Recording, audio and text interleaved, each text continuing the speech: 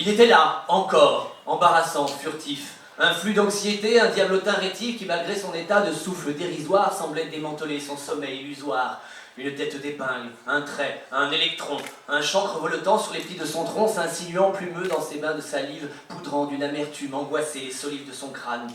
Pourtant, son monde était debout. Le verdoiement du tapis de gazon, l'échine rectiligne des remparts de tuyas, clôture longiligne qui encerclaient le corps du petit pavillon, portail en fer forgé, chemin de gravillon, coupelles et massifs, plâtre faux boulingrin exhibaient leur nez au garde-à-vous sous les grains azurés d'un matin d'été. Un vase clos, un écrin de velours.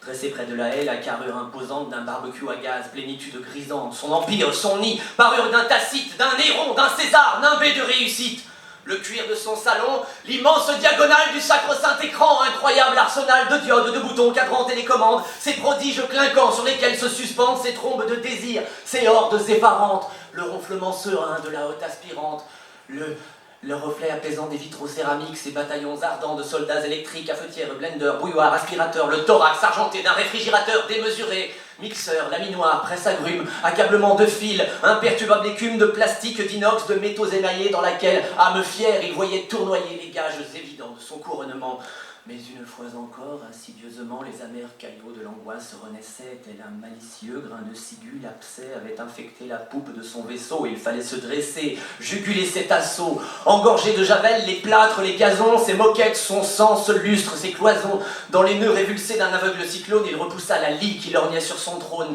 serra les mailles de son bonheur crénelé, plus denses les tuyas, plus hauts les barbelés.